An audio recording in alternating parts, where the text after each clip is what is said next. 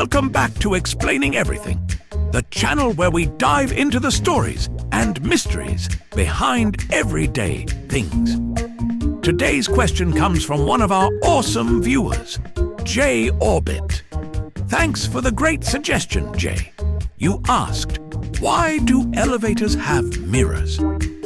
If you've ever stepped into an elevator and immediately made awkward eye contact with yourself, you might have wondered, wait, why is there a mirror in here? Is this just for fixing my hair? Or is something else going on? Today, we're uncovering the surprisingly thoughtful and sometimes hilarious reasons behind those reflective panels. From calming your inner claustrophobia to busting crimes with sneak attacks on sneaky people, mirrors in elevators are doing a lot more than just pointing out your bad posture. So, if you've ever been stuck in an elevator and questioned why your own face is staring back at you, stick around as we reflect, pun very much intended, on the real purpose of elevator mirrors, right here on Explaining Everything.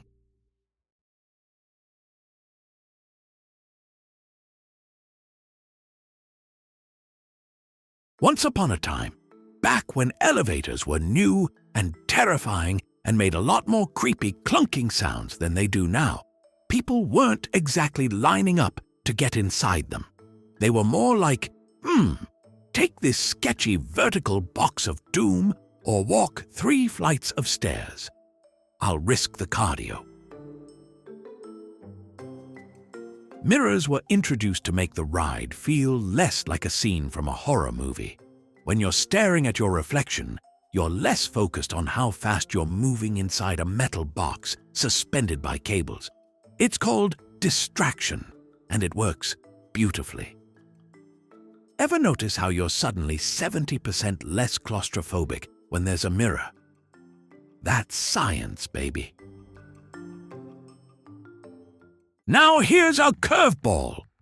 Did you know mirrors in elevators also help with safety? Not like superhero-level safety, but still pretty important. For people using wheelchairs, mirrors help them navigate backwards out of the elevator without doing a 97-point turn. It's basically the reverse camera of the elevator world. And for everyone else, mirrors let you see if someone's being sketchy behind you, because nothing kills a vibe faster than realizing someone's been breathing behind your neck since the 4th floor.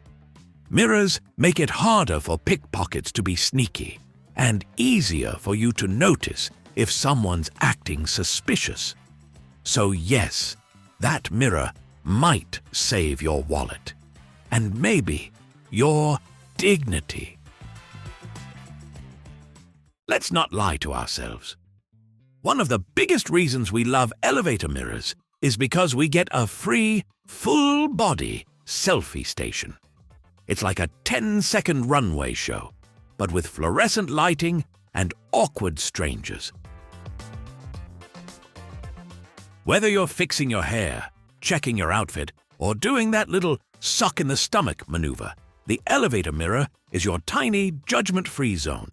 Unless you're in there with someone else, then it's a very judgmental, shared performance. Some people have admitted to practicing speeches, dance moves, or even facial expressions before an interview, all in the elevator mirror. It's basically the warm-up room for your real-world appearance. If mirrors could charge rent for confidence boosts, they'd be millionaires by now. Here's something you probably didn't think about. Mirrors make the elevator look bigger. It's a little interior design magic trick. Elevators are tiny, sometimes painfully tiny. You could stand in one and make accidental eye contact with every single person inside at once. It's a cage of tension. But throw in a mirror. Suddenly, the space feels twice as large. You breathe easier. your personal space feels slightly less violated. It's like elevator feng shui. Now, let's talk about the unintended consequences of putting mirrors in elevators. Ever seen someone do a mini dance routine thinking they're alone? Or fix their outfit in the mirror, then realize there's a security camera watching? Or accidentally make eye contact with someone through the reflection and spiral into a silent internal panic? Elevator mirrors are chaotic neutral. They cause drama, and we love them for it. Interestingly, not all countries are mirror-happy in elevators. Some countries prioritize minimalism and ditch the mirrors entirely. And let me tell you, those rides feel about 70% more intense. It's just you, your thoughts, and the slowly moving box. Nothing to distract you from that one horrible text you just sent. No mirror to make sure your fly's up. Just pure elevator existentialism. So next time you're in an elevator with a mirror, take a moment. Appreciate the chaos prevention, the fashion checks, the mini therapy session where you silently whisper, "You got this," at your reflection. That mirror is doing more than just reflecting your stunningly confused face. So, why do elevators have mirrors? Well, turns out it's a beautiful cocktail of psychology, safety, visual illusion, and good old-fashioned vanity.